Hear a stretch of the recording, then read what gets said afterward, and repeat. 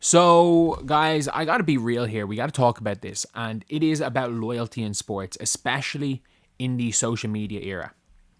Because we're now at the stage where I fully believe that it is in most players' best interest, especially when it comes to college, to either chase the bag or join a stacked roster. We are watching one of the best players, if not the best player in college basketball right now. Like, I think it's Sarah Strong, but at the same time, Hannah Hidalgo should have won National Player of the Year last year, and she wasn't even an All-American first team. She wasn't even all. Maybe she was. I don't think she was unanimous, even though she probably should have won. She was the favorite to win National Player of the Year till like 3 games to go, and a bunch of people got injured. That being said, if we're being honest here, Hannah Hidalgo chose to stay loyal to Notre Dame. Notre Dame don't pay a crazy amount in NIL deals. And obviously, if you're Olivia Miles, and as the rumor is she got paid $1 million to go to TCU, you're taking the $1 million. At the same time, Citron had no more eligibility. Maddie Westbeld had no more eligibility. Aaliyah Tu King had no more eligibility. They all left. Kate Koval didn't really play last year. She went to LSU. So the Notre Dame team, second best player, averaged like 4 points per game last year in Cassandra Prosper. And she's at best a third round pick. We're at the stage where obviously, when it comes down to it, Notre Dame were not going to be good. And there is one player who is carrying them to a ranking. Like, if Hannah Hidalgo was not on this team, we're not even talking about this team as a tournament team. Like, this is a team that very well could go on a bit of a run. Like, they're there or thereabouts being a ranked team. They destroyed North Carolina, who are ranked. They are there or thereabouts. They're on the bubble in that top 25.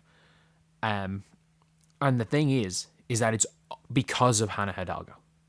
However, you're seeing it now. Everything's changed because Notre Dame are losing, being like, Hannah Hidalgo's overrated. She's not good. She's not a winner. Why? Because she didn't jump ship. And I mean this when I say this. Like, there's nothing to be gained by loyalty. There's actually nothing in sports. And you might say, oh, like, we appreciate loyalty. No, nobody does. She's been forgotten about. She has literally been forgotten about. She is having one of her best seasons. And by the way, she is carrying a team who they wouldn't even win. They wouldn't even be without her, they wouldn't even be contenders in the NIT. And she is going to possibly carry them to maybe a Sweet 16 berth. She is carrying them to wins over ranked opponents. They beat USC.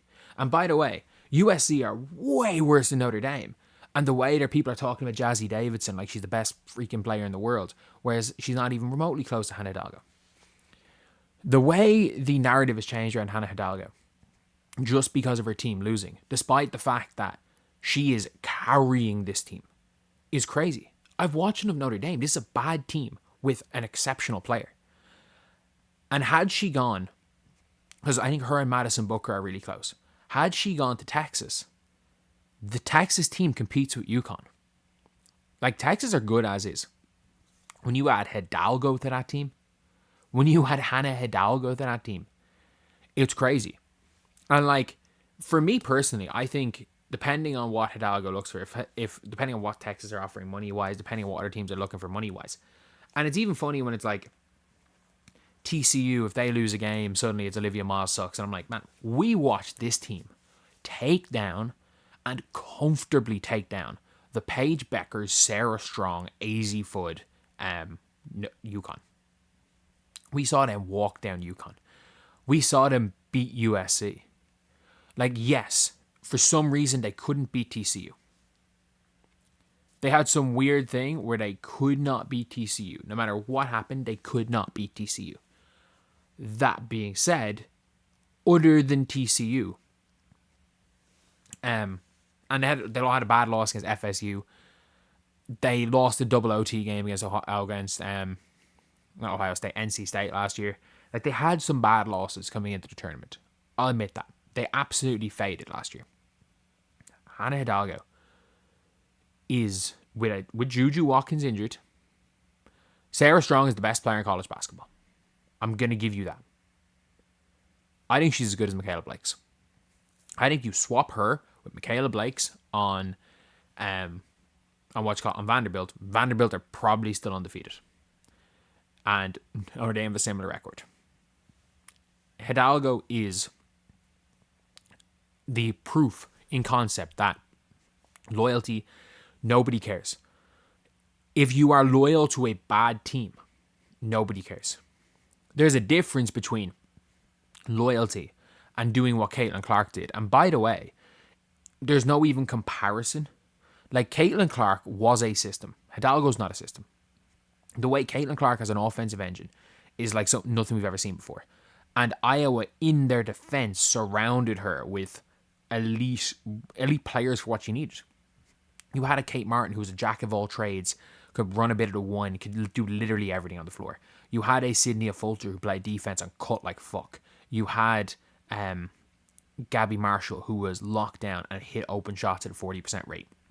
You had Stokey who ran her ass off. You had McKenna Warnock who was okay. And then you had the best player with the best hands in women's college basketball in Monica Zanano.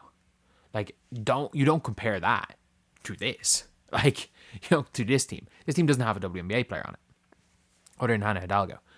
And it's funny because taking the 85th best team in the nation without you, and dragging them potentially into a top 25 ranking by the end of the year. And it's not going to matter. Why? Because they're not the number one team. And I mean it. And it's an unfortunate thing where, especially in women's basketball, what Caitlin Clark did was an anomaly. Nobody else can do what Caitlin Clark did. Nobody can make the team that relevant.